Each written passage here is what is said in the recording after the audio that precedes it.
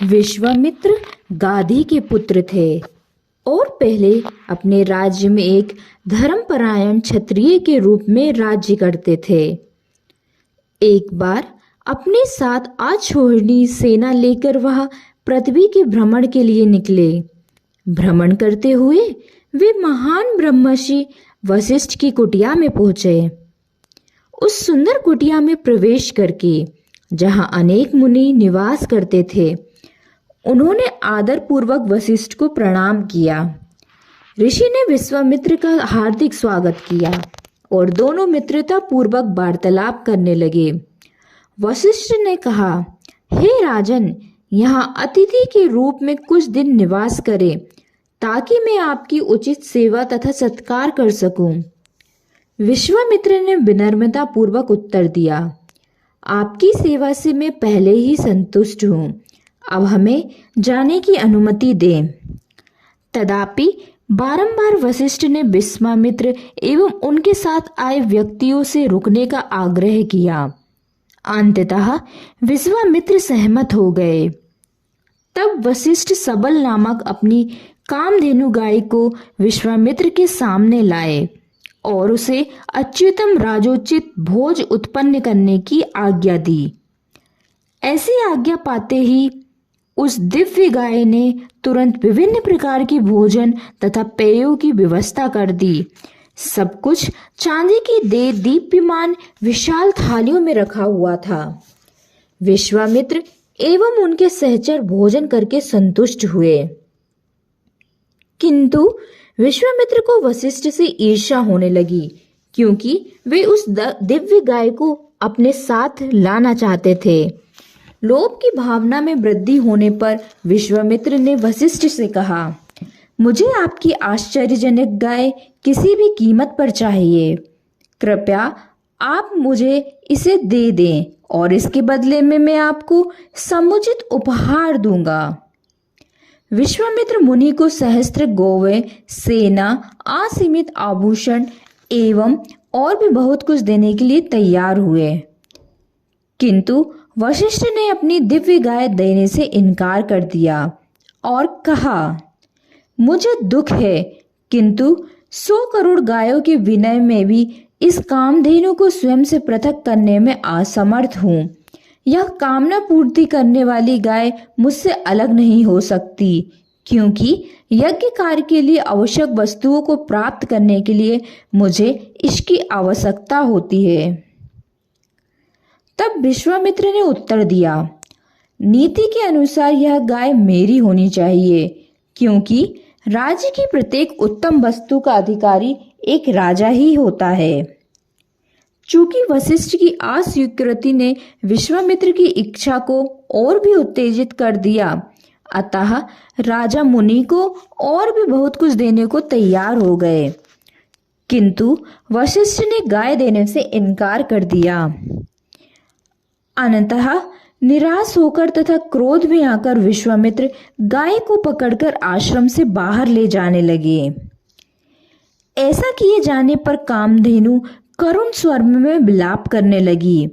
वह वशिष्ठ की ओर देखकर बोली, हे ऋषि, आप मुझे इस प्रकार से क्यों ले जाने की अनुमति दे रहे हैं?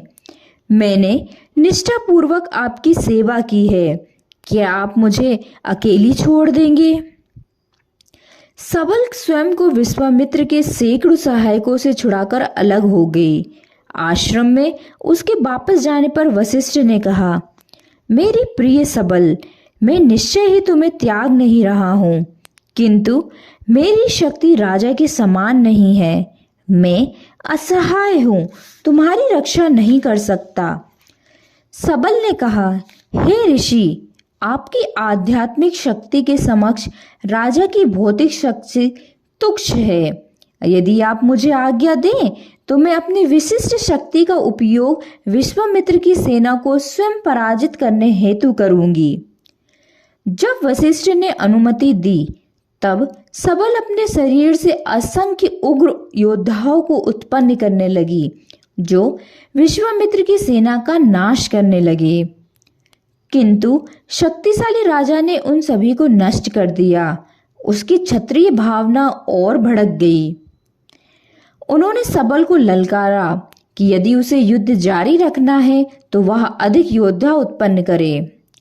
सबल भयंकर योद्धा उत्पन्न करने लगी जो उसके थनों, योनांगों, गुदा एवं शरीर के अन्य भागों से उत्पन्न हो रहे थे। इन्हीं पराक्रमी योद्धा ने विश्वामित्र की संपूर्ण सेना को पराजित कर दिया। यह देखकर विश्वामित्र के 100 पुत्रों ने क्रोध में आकर वशिष्ठ पर आक्रमण कर दिया, किंतु ब्रह्मर्षि ने एक शक्तिशाली गर्जना के उच्चारण से ही उन सभी को भस्म कर दिया। इस प्रकार विश्वामित्र ने न केवल अपनी सेना अपितु अपने पुत्रों को भी खोकर हतोत्साहित एवं उदास होकर चले गए। विश्वामित्र अपने एकमात्र जीवित पुत्र को अपना राज्य सौंपकर शिव को प्रसन्न करने के उद्देश्य से वन में तपस्या करने चले गए। कुछ समय पश्चात शिव विश्वामित्र की तपस्या से प्रसन्न होकर उन्हें वरदान देने के लिए प्रकट हुए। प्रसन्न विश्वामित्र ने सभी दिव्य अस्त्रों का ज्ञान प्राप्त करने की अपनी इच्छा प्रकट की। शिव, जो सरलता से प्रसन्न हो जाने के कारण आशुतोष के नाम से जाने जाते हैं, विश्वामित्र को उसकी इच्छा पूर्ण हो जाने का वरदान दिया। इस प्रकार विश्वामित्र, जिन्हें पहले से ही अभिमान था, दिव्य अस्त्रों को प्राप्त करके तथा अपने अजेय पराक्रम का विचार करके और अधिक अहंकारी हो गए।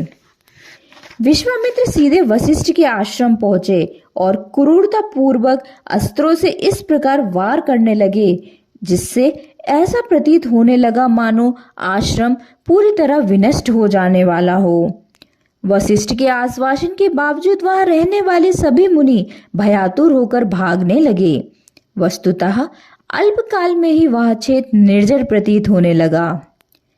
अपना ब्रह्मदंड उठाए हुए वशिष्ठ विश्वामित्र को संबोधित करते हुए इस प्रकार बोले, क्रोध में आकर किए इस तुच्छ कृत्य के लिए मैं अभी तुम्हारा अभिमान भंग करके तुम्हारे कथाकथित पराक्रम की निरर्थकता सिद्ध कर दूंगा। वशिष्ठ ने ब्रह्मदंड का उपयोग करके विश्वामित्र के सभी अस्त्रों को प्रभावहीन कर दिया। तब विश्वामित्र अपने शेष दिव्य अस्त्रों से पुनः प्रहार करने लगे। जब वे अस्त्र भी असफल हो गए तब वे ब्रह्मास्त्र छोड़ने के लिए तैयार हो गए। ऊपर से देवतागण इस कोतुल द्वंद्व युद्ध को देख रहे थे। जब विश्वामित्र ने भयंकर ब्रह्मास्त्र का आह्वान किया तब वे चौंक गए और भयभीत हो गए। परंतु जब विश्वामित्र ने ब्रह्मास्त्र छोड़ा तब वशिष्ठ ने ऐसा विशालकाय उग्र रूप धारण कर लिया जिसमें उनके शरीर के रोम रोम से अग्नि की लपटें प्रज्वलित होकर ब्रह्मास्त्र की शक्ति को प्रवाहहीन करने लगी। वशिष्ठ द्वारा प्रदर्शित उस उग्र रूप को देखकर सभी अचंभित हो गए। वस्तुतः ऋषि के पराक्रम को देखकर मुनिगण वशिष्ठ से प्रार्थना करने लगे।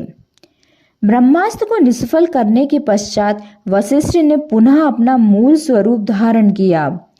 क्षत्रिय के दुर्बल पराक्रम की भर्त्सना करते हुए विश्वामित्र युद्ध छोड़कर चले गए।